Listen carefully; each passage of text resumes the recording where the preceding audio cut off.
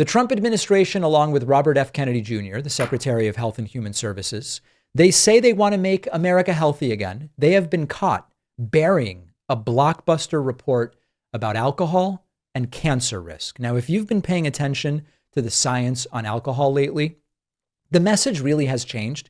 You know, there used to be this whole glass of wine a day is good for you, people live longer.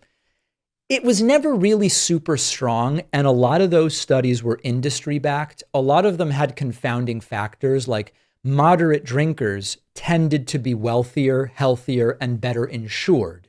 And when you started to strip away some of those social determinants of health, it wasn't really clear that drinking wine was good for you. Maybe it doesn't do damage, but good for you was sort of like a question mark. Okay. The real story, increasingly, is that there's no amount of alcohol that's good for you. The data keep piling up. Even a drink every day can raise your risk for several cancers. Now, a drink a day is 7 drinks a week. A lot of people talk about 2 to 3 drinks a week. That's significantly lower. But a drink a day, meaning 7 drinks a week, can increase your risk of breast, liver, mouth, throat, and other types of cancers. If you do 2 drinks a day, it's even higher. If you're drinking beyond that, now you're talking 21 plus drinks a week. That's a lot of alcohol.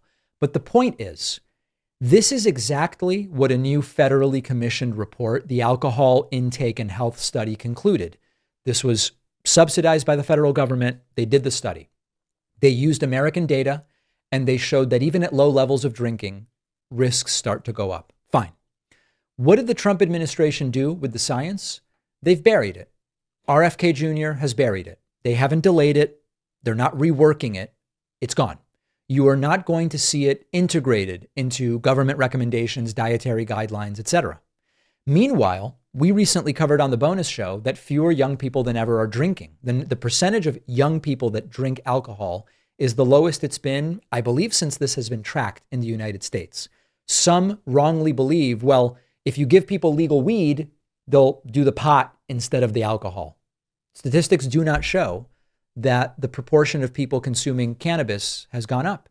So there does seem to be a sort of cultural tide here that is shifting, but the administration is working to steer the message in a different direction. Now, instead, and this is the really nefarious part, Make America Healthy Again is pushing the kind of health policies that might sound interesting, but they don't do anything. So, example, they've been grandstanding about the removal of certain food dyes. They're going to ban food dyes. Now, first of all, they aren't even really bans. All they've done is say, we're recommending to food manufacturers, and some food manufacturers have said okay.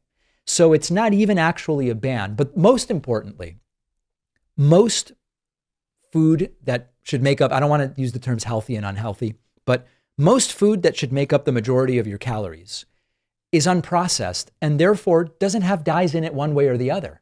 And so if you remove dyes from M&Ms, or you remove dyes from, the barbecue flavoring on your potato chips, those are still foods that should make up under 10% of your daily calories. So is it a victory that RFK has really strongly asked them to remove food dyes? Not really. You then hear these statements about, toxins, cherry-picked science on vaccines and alternative treatments. And now the silence on the alcohol study. The total picture of MAHA, Make America Healthy Again, is not really looking like it's going to make America that healthy. They're going to promote unproven supplements, downplay vaccines, rail against nebulous chemicals. But when the hard science shows, hey, any amount of alcohol, it's probably not good for you. There might be some low amount, 2 to 3 drinks per week, where if you are otherwise healthy, you're not really going to see a deleterious effect. But even 1 drink per day is not good. And then all of a sudden, you see that is missing. They've locked it away. And in the meantime, people are going to keep saying, oh, look, they're doing food dye removal and all of this great stuff. They're bamboozling us, really, truly bamboozling us.